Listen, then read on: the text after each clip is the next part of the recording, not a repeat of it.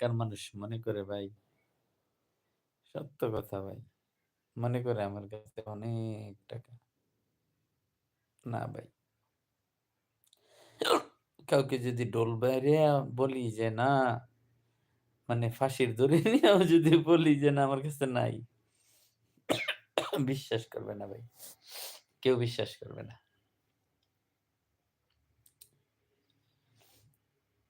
যাক, তারপরে বিশ্বাস না করুক। আল্লাহ যেন এই সফরে যেন কিছু একটা করতে পারি, দোয়া করেন। নিঃশ্বাসের বিশ্বাস কইরা গো হরি ডাকলাম না মাওলারে, কিভাবে কাটাইব হায়রে কবরের জিন্দেগি, ওরে জীবন গুনায় গুনায় গেল রে,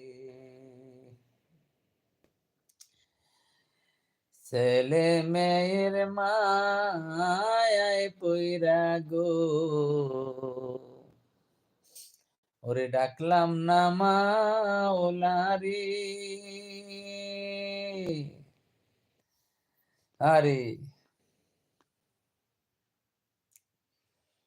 আমার জনম গেল বুলে বুলে কইরা পিরিতি, ববির হাটে মন মজাইলাম, করিলাম ক্ষতি আমি, ববের হাটে আমি ববের হাটে মন মজাইলাম ক্ষতি। কি ব্যাপার, কমেন্টস কি আটকাই রইল নাকি? হ ভাই, কমেন্টস আটকাই রইছে ভাই, সরি ভাই। ভাই ভারত নিয়ে কিছু বলুন। ও আচ্ছা,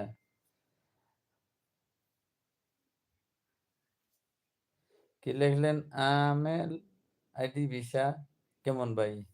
হ্যাঁ ভালো, যদি কাজ থাকে তাহলে ঠিক আছে, ভালো। আমেল আইডি ভিসা কেমন ভাই? আমেল আইডি ভিসা কেমন ভাই? ও ভাই, আমেল আইডি ভিসা কেমন ভাই? এতক্ষণ কমেন্ট আটকাইছিল, সেই জন্য সরি ভাই। ভাই আমেল আইডি, আচ্ছা কতবার লেখছেন? আচ্ছা, আসসালামু আলাইকুম ওয়া রাহমাতুল্লাহ। ওয়ালাইকুম আসসালাম ওয়া রাহমাতুল্লাহি ওয়া বারাকাতুহু। জাহিদ ভাই কি অবস্থা, কেমন আছেন ভাই? ভাই কমেন্ট গুলো পড়েন না কেন? আপনি এই জন্য আপনি এই জন্য আপনার আমি এই জন্য লাইভে আসি না।